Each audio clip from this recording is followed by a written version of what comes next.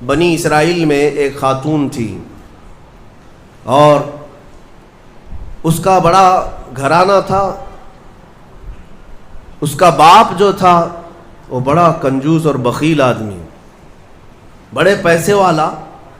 ایک دن ایسا ہوا کہ یہ جو لڑکی تھی, جوان لڑکی, اس نے باہر ایک فقیر کو دیکھا جو بڑا مجبور تھا, ضرورت مند تھا.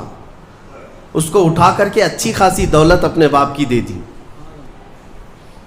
اور باپ کو پتہ چلا تو اتنا غصے میں آیا کہ میں ایک پھوٹی کوڑی نہیں دیتا اور تو اتنی بڑی دولت اٹھا کر دے دی. اور غصے میں اپنی بیٹی کا ہاتھ کاٹ دیا. اس کا ہاتھ کٹ گیا.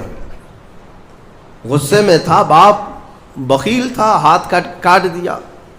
بہرحال کٹے ہوئے ہاتھ کے ساتھ وہ رہنے لگی. تھی اللہ رب العزت کی رضا چاہنے والی. کئی دن تک اسی طرح گزر گئے.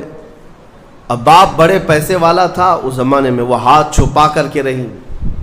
پھر اس کا رشتہ آیا ایک بہت بڑے خاندان سے, اور بڑے خاندان کا جو شہزادہ تھا اس نے پسند کر لیا. شادی کی ڈیٹ قریب آئی, ان لوگوں نے ہاتھ نہیں دیکھا, بس چہرہ اور باقی ساری چیزیں دیکھی, اور انہوں نے بھی چھپا رکھا کہ ہاتھ نہیں ہے.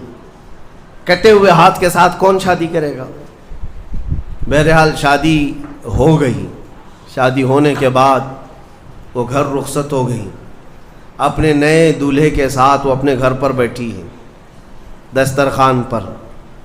وہ بائیں ہاتھ سے کھایا کرتی تھی, ایک ہاتھ تو کٹا ہوا تھا, چھپا کر کے رکھتی تھی.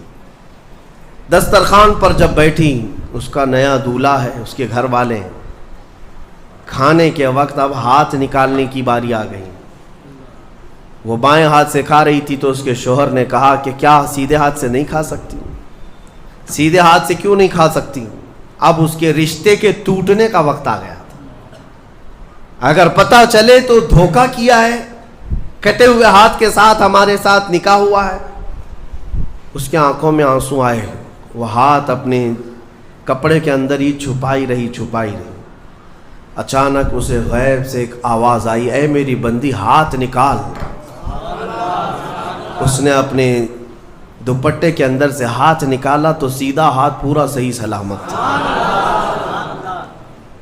پھر وہ زمانہ موسیٰ علیہ السلام کا تھا. ان کی بارگاہ میں حاضری دے کر اس نے اپنا یہ واقعہ سنایا.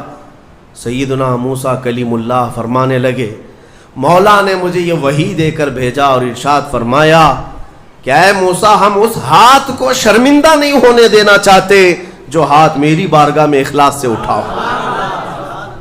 میرے عزیزو, یہ اخلاص کی دولت ہے.